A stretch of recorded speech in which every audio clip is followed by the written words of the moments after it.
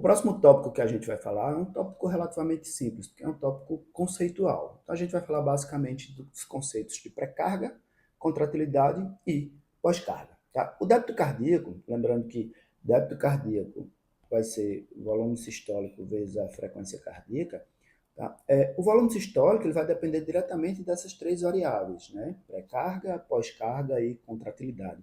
Existe uma interdependência entre essas três variáveis e elas vão determinar ali, de certo modo, o volume sistólico do meu paciente. Então, a pré-carga, basicamente, como a gente tem aqui, é o volume de enchimento ventricular ao final da diástole. Então, o ventrículo vai enchendo, vai enchendo. Ao final da diástole, né, quando ali você vai ter aquela contração isovolumétrica, é onde você vai ter a pré-carga, o volume final. Tá?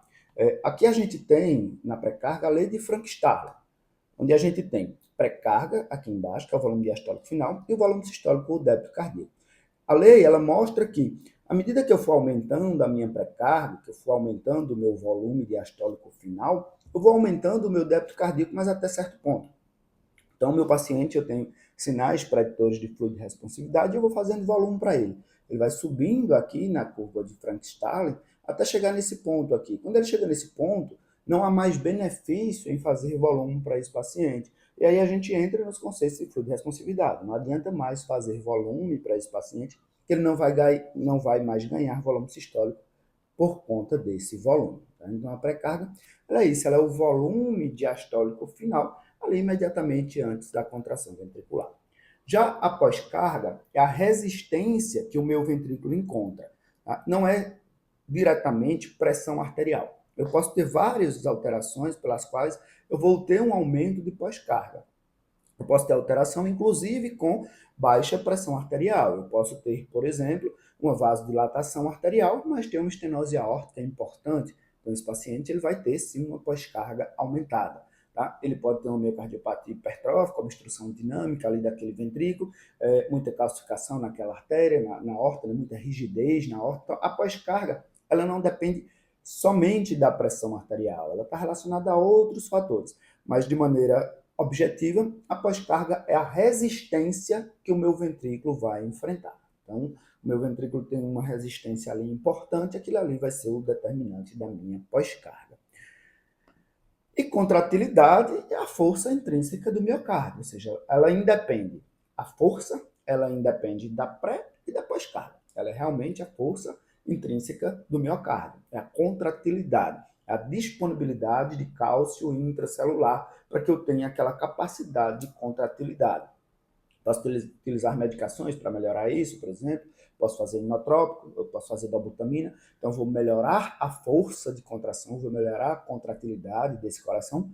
Mas aí sempre é importante lembrar, não adianta a gente tratar isoladamente o conceito. Quando eu faço dobutamina, eu melhoro a contratilidade desse coração, mas por outro lado, eu aumento o consumo miocárdio. Então, a gente tem que ponderar o que é que a gente quer. Eu aumento a frequência cardíaca, eu aumento o consumo de oxigênio, eu aumento o consumo miocárdio. Então, é importante a gente avaliar. Tá? Então, ele é o único, aqui, como a gente vê, é o único dos três pilares que não depende de volume ou resistência vascular. Ele depende realmente da contratilidade miocárdica em si. E aí, a gente tem aqui os determinantes do volume sistólico. Não é que ele seja uma fórmula matemática, como tem aqui, tá? Multiplicado. Pré-carga vezes contratilidade vezes pós-carga vai determinar o volume sistólico. Não é que ele seja uma fórmula matemática, como ela está aqui. A ideia aqui é mostrar que essas são as variáveis determinantes do volume sistólico. Eu tenho que avaliar o meu paciente e ver se esse paciente, se ele é fluido responsivo, ou seja, ele tem uma alteração de pré-carga, se ele tem um déficit de contratilidade, ou se ele tem uma alteração de pós-carga, onde é que eu tenho que atuar. Se eu pego, por exemplo, um paciente com uma insuficiência cardíaca importante, com uma fração de ejeção de 20%, 30%, e ele tem uma pós-carga aumentada, eu vou piorar muito a função daquele coração. Então, para melhorar a performance, talvez eu deva reduzir a pós-carga daquele coração. Talvez eu deva vasodilatar aquele coração. Mas se ele tem uma pós-carga normal, né, talvez só com inotrópico eu consiga melhorar aquele coração daquele paciente, né, a performance daquele paciente. Se eu avalio o meu paciente, ele tem sinais de fluido responsividade, ele está com perfusão inadequada, mas ele tem sinais de fluido responsividade, Ao invés de usar um inotrópico ou algo para aumentar ou reduzir a pós-carga, eu vou somente fazer volume. E às vezes somente com isso eu vou conseguir ressuscitar aquele paciente de maneira adequada. Então eu tenho que integrar essas três variáveis para que eu possa atuar no volume sistólico desse paciente.